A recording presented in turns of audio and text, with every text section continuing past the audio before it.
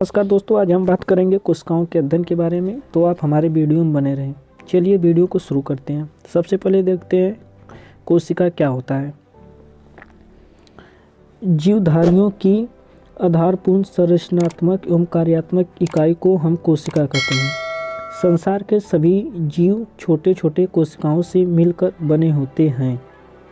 सर्वप्रथम कोशिका की खोज रॉबर्ट हुक नामक वैज्ञानिक ने 1665 ईस्वी में किया था, लेकिन इन्होंने जिन कोशिका की खोज की थी वह कोशिका मृत थी। इसलिए इन्हें फादर ऑफ साइटोलॉजी कहा जाता है, क्योंकि इन्होंने कोशिका को सर्वप्रथम खोजा था। उसके बाद जीवित कोशिका की खोज 1674 ईस्वी में एंटोनी वान लीवेनहॉक ने किया था। कोशिकाओं के अध्ययन को हम साइटोलॉजी कहते हैं। आगे देख लेते हैं कोशिका सिद्धांत क्या होता है।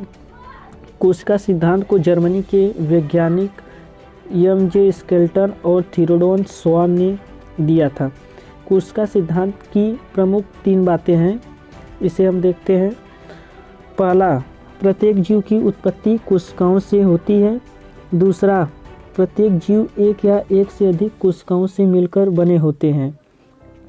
कोशिकाओं की उत्पत्ति के प्रक्रिया में जो भाग लेता है उसे हम केंद्रक कहते हैं। आगे देख लेते हैं। नोट्स कुछ है। सबसे छोटी कोशिका होती है माइकोप्लाज्मा। सबसे बड़ी कोशिका होता है शुतुरमुर्ग का अंडा। और मानव शरीर में जो सबसे छोटी कोशिका होती है वह शुक्राणु होता है, जो कि मनुष्य का वीर्य होता है। और मानव शरीर में सबसे बड़ी कोशिका अंडाणु होता है फीमेल में। मानव शरीर की सबसे लंबी कोशिका तंत्रिका होता है, इसे इंग्लिश में हम न्यूरॉन कहते हैं। आगे देख लेते हैं कोशिका भित्ति क्या होती है। कोशिका भित्ति केवल पादपों में पाई जाती हैं, पौधों में केवल। यह सेलुलोज का बना होता है। यह पेड़ों की कठोरता बनाए रखता है। यह कोशिका का आकार एवं आकृति को भी बनाए रखता है। यह सिर्फ पौधों में पाया जाता है, इसको आप ध्यान में रखिएगा, यह किसी भी एग्जाम में पूछेगा जरूर।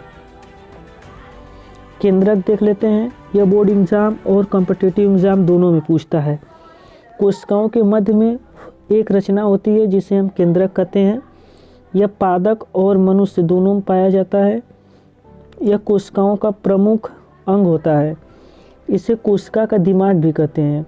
इसमें डीएनए, आरएनए और गुणसूत्र तीनों एक साथ पाए जाते हैं। इसकी खोज रॉबर्ट ब्राउन ने 1931 ईस्वी में की थी, इसे ध्यान में रखिएगा। आइए एंडोप्लाज्मिक रेटिकुलम देख लेते हैं। इसे अंग्रेजी में अंतःप्रद्रवी जलिका कहते हैं। यह कोशिकाओं के अंदर की आंतरिक सुरक्षा प्रदान करता है। इसकी खोज कैट पोर्टर और एल्बर्ट क्लाउड और अर्नेस्ट फ्लेम ने किया था। यह 2 प्रकार का होता है। पहला चिकनी अंतःप्रद्रवी जलिका, जिसे हम स्मूथ एंडोप्लाज्मिक रेटिकुलम कहते हैं। यह कोशिकाओं में कार्बोहाइड्रेट और वसा संश्लेषण में सहायता प्रदान करता है। और दूसरा होता है खुरदरी अंतःप्रद्रवी जलिका, जिसे हम रफ एंडोप्लाज्मिक रेटिकुलम कहते हैं। यह प्रद्रवी जलिका के बाहरी झिल्ली के ऊपर छोटे छोटे कण होते हैं, जिन्हें राइबोसोम कहते हैं। यह राइबोसोम और प्रोटीन संश्लेषण में सहायता प्रदान करता है। अब देख लेते हैं माइटोकॉन्ड्रिया। यह मोस्ट इम्पॉर्टेंट है। माइटोकॉन्ड्रिया यह कोशिकाओं के द्रव में पाई जाने वाली गोलाकार और सूत्राकार एक रचनाएं होती हैं और उभरा हुआ भी होता है। इसी को क्रिस्टी भाग कहते हैं। इसकी खोज 1880 ईस्वी में कोलिकर ने किया था। फिर बाद में 1890 ईस्वी में अल्टमान ने कोशिका की उपस्थिति को बताया था और उसका नाम बायोब्लास्ट रखा था। बाद में 1898 ईस्वी में सीवेंटा ने कोशिका का नाम माइटोकॉन्ड्रिया रखा। माइटोकॉन्ड्रिया के इस प्रमुख बात को देख लेते हैं। माइटोकॉन्ड्रिया को कोशिका का पावर हाउस कहते हैं, क्योंकि यह ऊर्जा उत्पन्न करती है। माइटोकॉन्ड्रिया की कोशिका श्वसन से संबंधित एटीपी का निर्माण होता है और भोजन का ऑक्सीकरण होता है। राइबोसोम देख लेते हैं। यह पादप कोशिका और जंतु कोशिका दोनों में पाया जाता है। इसकी खोज जॉर्ज ए पैलाडे ने किया था। यह कोशिका का सबसे छोटा अंग होता है, स्मॉल। यह आरएनए और प्रोटीन का बना होता है। इसे ध्यान में रखिएगा, आरएनए, डीएनए का नहीं, आरएनए का बना होता है। इसे प्रोटीन की फैक्ट्री भी कहते हैं क्योंकि इसमें प्रोटीन बहुत अधिक मात्रा में पाई जाती है।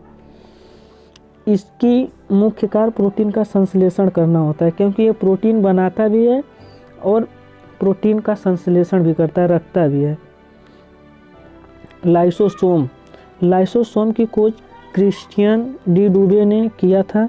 यह कोशिका के अंदर पाचन का कार्य करता है, उसे पचाने का कार्य करता है। इसके अंदर एक एंजाइम होती है, हाइड्रोलिटिक नामक एंजाइम पाया जाता है। कोशिका के अंदर का कोई अंग यदि काम नहीं करता